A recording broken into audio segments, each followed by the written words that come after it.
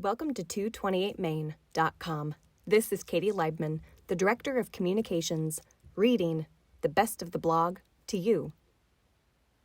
When the market has been volatile and seems to be trending lower and account values are shrinking, we frequently look back to the high point and shiver at the loss since that time.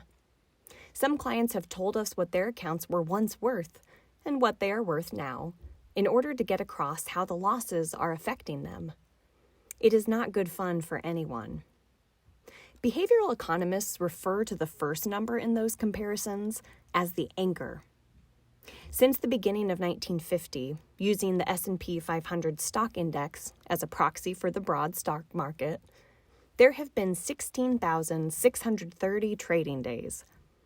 On just 1,175 of those days, was the market trading at a new high, about 1 day out of 14. On the other 15,455 days, one could have bemoaned the, quote, loss from the prior peak. In other words, 93% of the time, one could say money had been lost, at least by the numbers from the S&P's historical records. But in the same period, the S&P rose from 16 to 1,880. Does it really make sense to say we were losing money 93% of the time when we ended up with 117 times what we started with?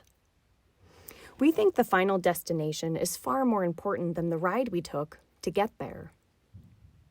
Of course, this time always feels different, mainly because it is here, right now, in our faces. And for some fraction of that 93% of the time, the change from the prior peak was just a little bit. So we went back and figured out what part of the time the market was down more than 10% from its prior peak, in the correction territory, as the gurus would say.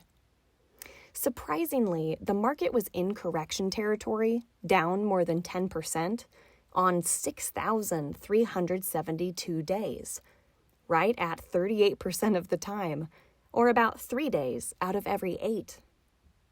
A lot of misery was endured or ignored on the way to that 117-fold gain. So thinking about the broad market, the S&P 500, it might not be appropriate to anchor at the 16-point reading back in 1950. That was a long time ago, after all. 1960, at 55 points, might also be too far back. The right anchor, depending on your age and length of investment experience, might be the 80 points in 1970, or the 120-point level reached in 1980, 350 points in 1990, or the 1,400-point level from the year 2000. The anchor that could drown you is the last high point.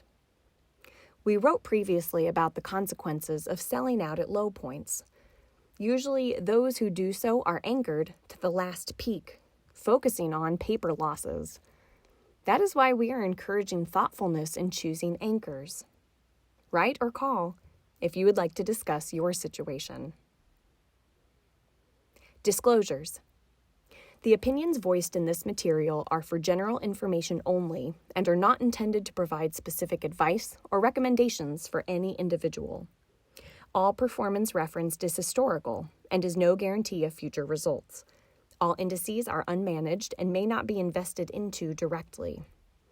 The S&P 500 index is a capitalization-weighted index of 500 stocks designed to measure performance of the broad domestic economy through changes in the aggregate market value of 500 stocks representing all major industries.